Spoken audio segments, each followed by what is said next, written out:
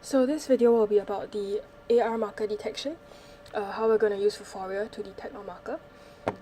So when you look at Unity, you want to make sure that under game object there is this option Vuforia. If you don't see it, it means you did not install Vuforia while you were installing Unity. So you might want to Google how how to add Vuforia to your project. So assuming you have Vuforia already, we're going to go into your build settings, and this is going to be a mobile app. So yours is probably, if it's a new project, it's this the default. I'm going to switch it to Android because I'm going to use Android. So if you can, you can just hook up your you can just hook up your Android phone and just press build and run. Whereas if you're using iOS, just make sure you know that when you press build, it will generate an Xcode project which you have to compile in Xcode itself before you can run it on your phone. Okay, so I've chosen Android, and then I'm gonna go into my player settings over here. So if you look here under other settings, right, so mine's Android, this is iOS. Just make sure it's the correct one that you're building for. You can't use the default name, so just change it to whatever. Typically I don't use caps, as it's not really recommended. And then, you want to choose something that's supported, so 19 or above, so typically I just choose 21. And then go to device filter and choose ARM and uncheck TV compatibility. Okay, so that's all for the other settings. Then you want to go into your XR settings over here and just ensure that you check Vuforia supported. Okay, so that's all you need to set up the environment. One thing to note, if you are building for Android, you want to add in your sorry, that was under Edit, Preferences, External Tools. Scroll down. You want to add in your SDK and JDK path. So for your JDK, just make sure that it's not 1.9. So I'm using 1.8. Yeah, whatever, it doesn't matter as long as you're not using 1.9, because 1.9 there's a bug, so it's not able to build in Unity. For your SDK, there is also another thing you need to watch out for. So for me, I cloned my SDK, Android SDK, because I didn't want to touch the original one that Android Studio uses. And inside this SDK file, there is a tools folder. So that is also incompatible, like we're not able to build our mobile app in Unity using that tools folder. So just search for this tools R25, and I just go to this one. Yeah, and you just download it for whichever you're using, Windows, Mac, Linux, whatever. Yeah, so just download the whichever one you want to use. It should be the same. So when you download this, just extract the file and then replace the tools file in your Android SDK with the tools file that you downloaded. Okay, clear enough? Okay, email me if you have any questions. Alright, so once that's all set up, you can actually it's really easy. We're gonna go into game object, Vuforia, and we're gonna import the AR camera. Just import everything. Right, so now you're gonna see that in your assets, you're gonna have a lot of files that you just imported. So if you don't know what you're doing, I would recommend not deleting any of it, unless you know what you're deleting and what you're not supposed to delete. Okay, so by default this will open. If you can't find this, just key in Vuforia configuration, or you can open it here. So what we need to fill up in the Vuforia configuration will be the app license key, as well as our own database. So the three databases here are the samples that have been imported for you directly when you imported the AR camera. Okay, so we're gonna go back here and we're gonna just click on add license.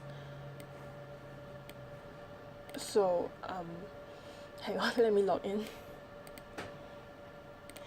So if you don't have a account in the Vuforia developer portal, just make one. It is required, and you can see that under my license manager I already have a few, so you can just make your own by clicking get development key and then key in your app name. Just check this box and confirm. So it should be free. I already have mine, so I will just use mine. So I'll go into it, and you copy the license key and just paste it over here. Okay, so now that is done, we're going to go into add database. Again, it's the same page, same website, just, you know, license manager and target manager.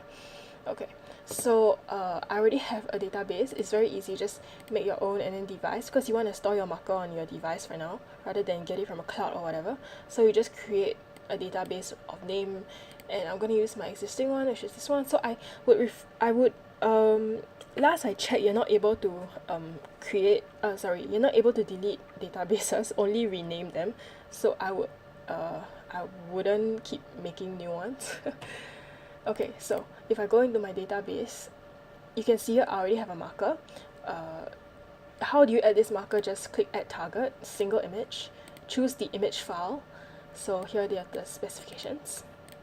And for width, just enter an arbitrary number, 110, maybe not too big, not too small, you know, maybe 1 is fine. And then just add a name. So your width doesn't really matter, don't worry too much about it. Oops. Yeah, so just add it, and I'll just use this one.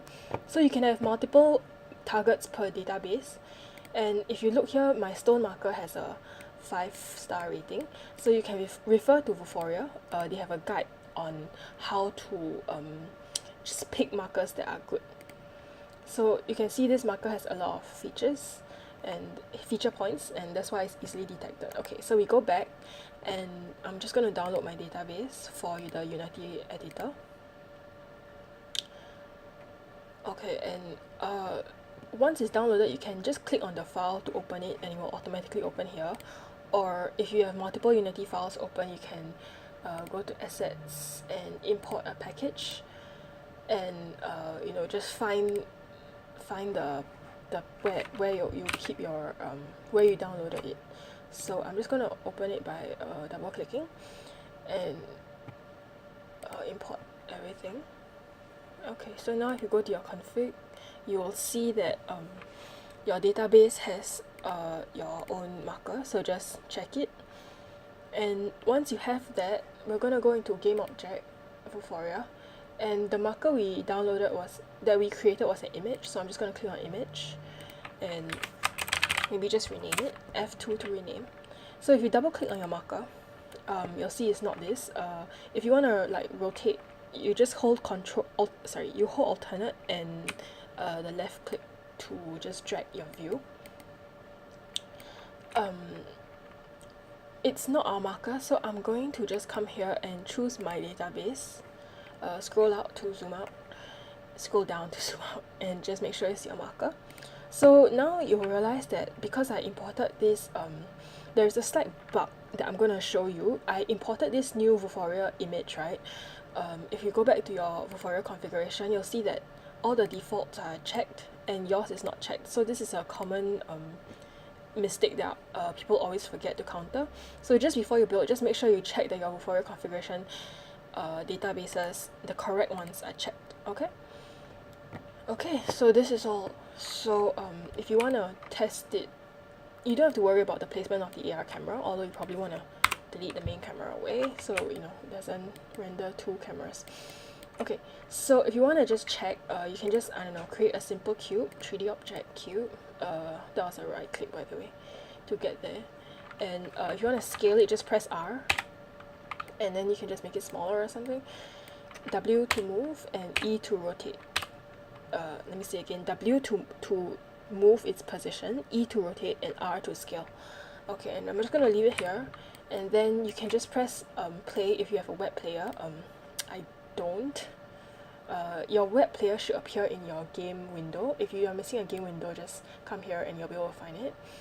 Okay, and then you just show an image. You just show an image of the marker, and then it should appear. Or you can just go directly to your build settings, and you have to add open scene. So when you click this, it shows that you haven't actually saved the scene. So just go back here, and I'm gonna create a scenes folder.